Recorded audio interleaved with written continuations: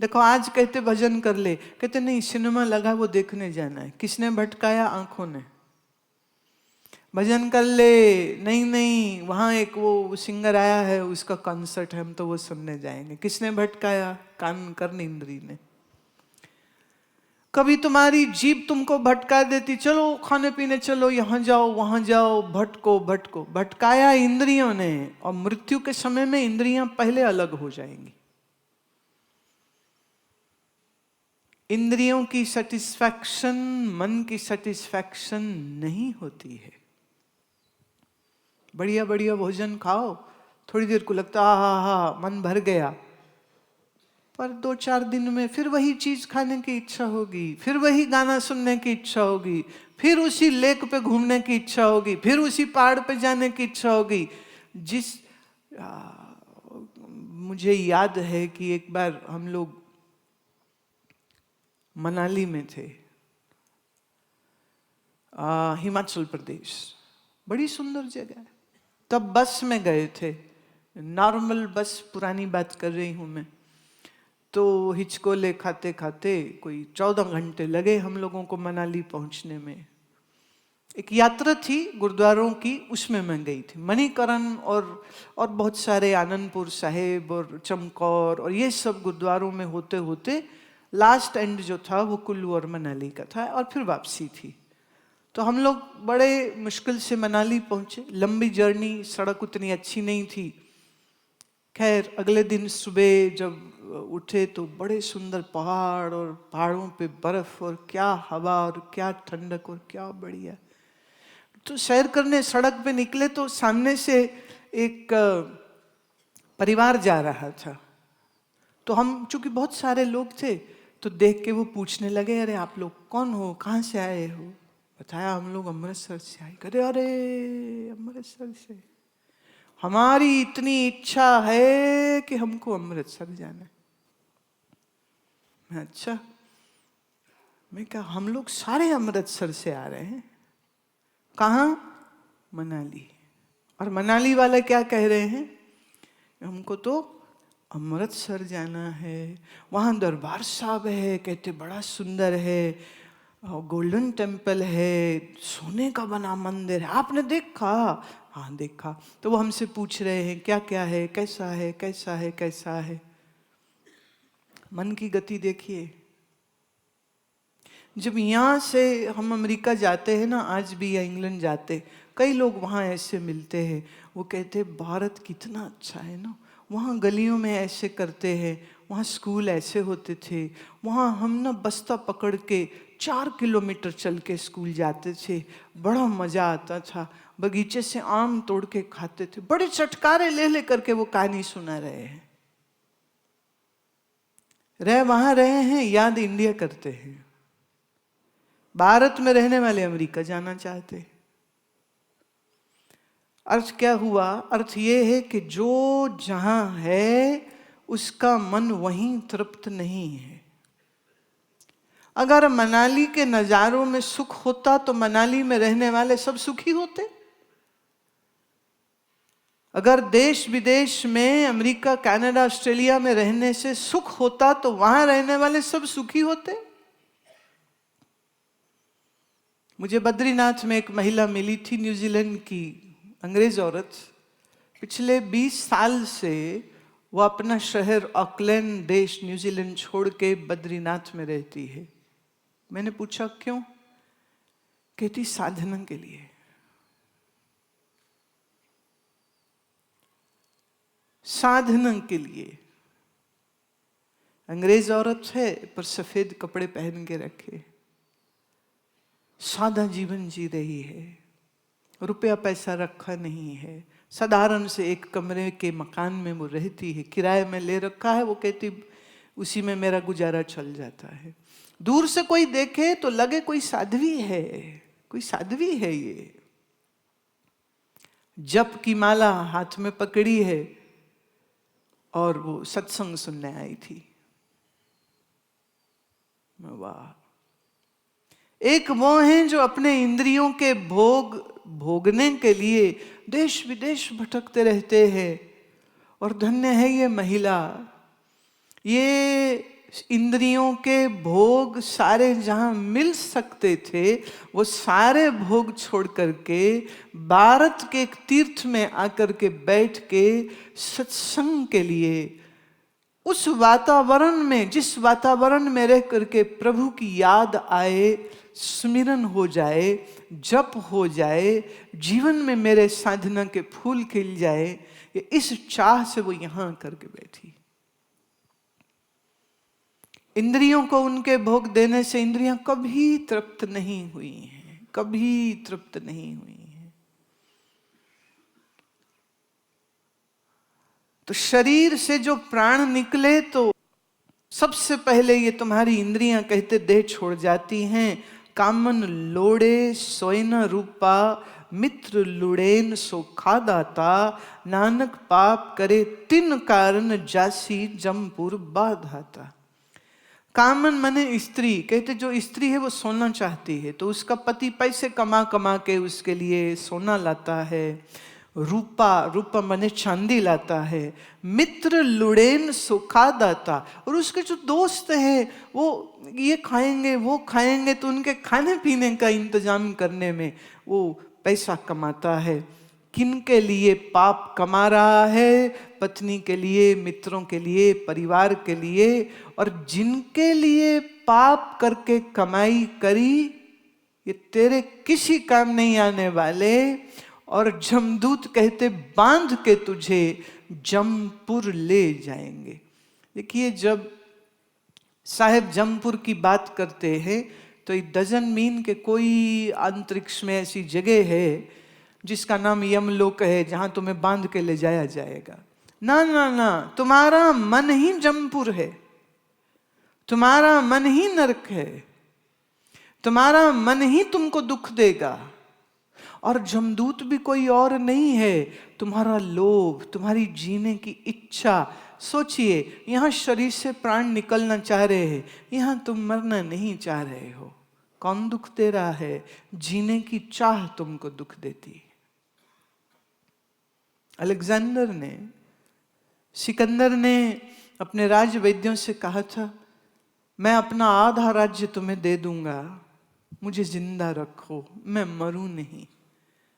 मैं अपनी मां को मिलना चाहता हूं, मैं वापिस अपने देश जाना चाहता हूं। वैद्यों ने कहा, नहीं, हम नहीं कर सकते। सिकंदर कहता, अच्छा थोड़ा कम लग रहा है क्या? चल, मैं पूरा राजपाट खजाना अपना सब कुछ तुम्हें दे देता हूं, मुझे मरने मत दो। मैं मरना नहीं चाहता हूं, मैं एक बार अपनी धरती पे अपनी मां की गोद में पहुंचना चाहता हूं। वैद्यों ने कहा, नहीं बादशाह, हम तेरा सारा राज खजाना ले लें तो भी तुम्हें जीवन नहीं दे सकते। कहते हैं सिकंदर उस दिन बहुत रोया और उसने अपने परम मित्र से ये बात कही कि मुझे बात याद आ रही है उस यूनानी फकीर की जिसको मैंने कहा था कि मैं लौट के आऊँगा तो तुम्हारा चेला हो जाऊँगा और फिर सीखूँगा तुमसे ये ज्ञान की मस्ती कैसे मिलती है। अभी तो मुझे दुनिया जीतने जाना है। और उसने हंस के कहा था, फिर ना तू मिला मुझे। याद आ रही है उसकी बात। उसने मुझे तब कहा था, अभी रुक जा, अभी बैठ, अभी सीख। और मैंने कहा था, ना, पहले जीत लूं, मां का सपना पूरा कर लूं, विश्व विजेता बन जाऊं, फिर आऊंगा, लौटूंगा, तेरे पास आऊंगा, तेरा चेला बनूंगा, ज्ञान पाऊंगा। अभी मुझे जाने दे। आंखों से आंसू ढलकते रहे और सिकंदर ने यह ऐलान किया था। शायद इतिहास में ऐसी कोई घटना इसके साथ की मिलती जुलती नहीं है कि एक राजा ने हुक्म दिया कि जब मेरी लाश को तुम दफनाने को निकलो तो मेरा सब खजाना, सोना चांदी, दास दासी, ऊंट घोड़े, मेरी सेना, सब कुछ एक जत्थे के रूप में चलाना, पर देखना मेरे हाथ खुले रखना, सब लोग देख सके मेरे जैसा ताकतवर इंसान खाली हाथ जा रहा है, मेरे जैसा जिसने राजाओं की गर्दनें उड़ाई थीं, यूनान से लेके भारत तलक जिसने विजय प्राप्त करी थी, वो मौत के सामने कैसे हार गया था। शायद मेरी मौत से किसी को सबक मिल जाए। कहते हैं उसकी इस ख्वाहिश को पूरा किया गया था। हाथ कफन के बाहर रखे गए, खजाने आगे पीछे चलाए गए, और दुनिया ने देखा जिसने रौंद दिया था लाखों लोगों को, आज वो मौत के हाथों रौंदा हुआ जा रहा है, वो भी खाली हाथ।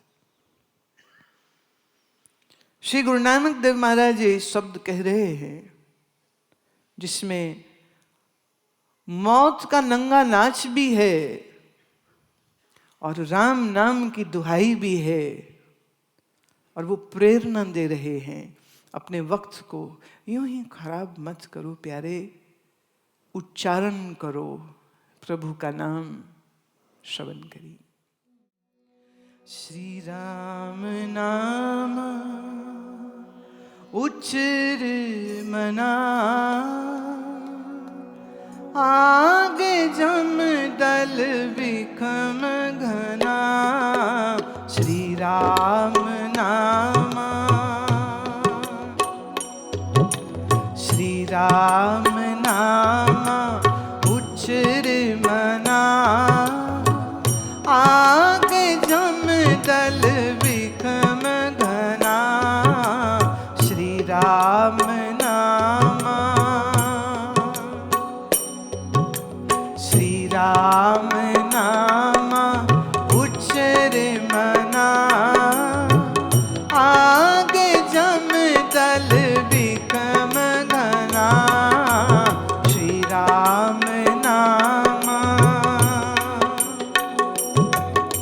श्री राम नाम उच्चर मना, आगे जम दल विखम घना। श्री राम नाम,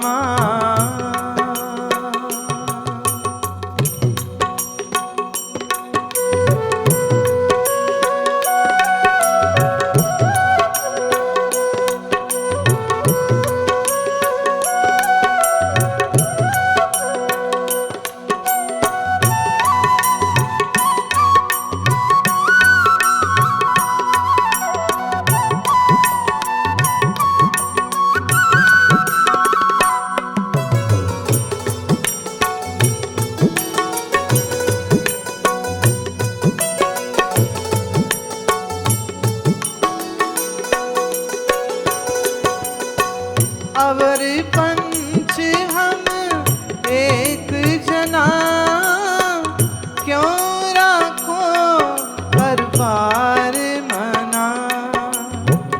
मारे लूटे नीत नीत, किस आगे करी पुकार जना।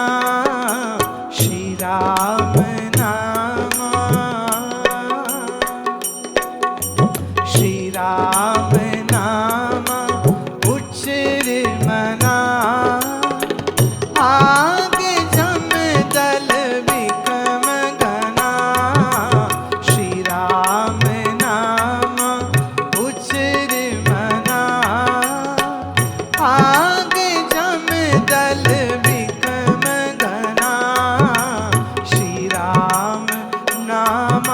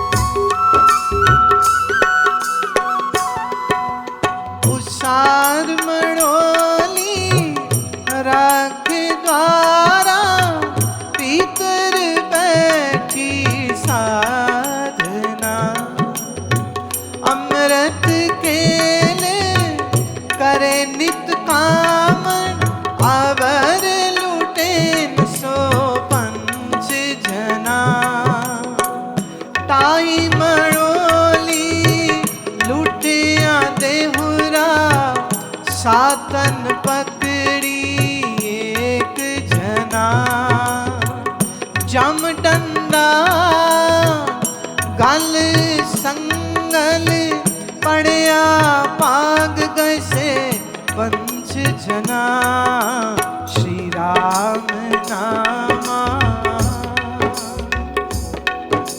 श्री राम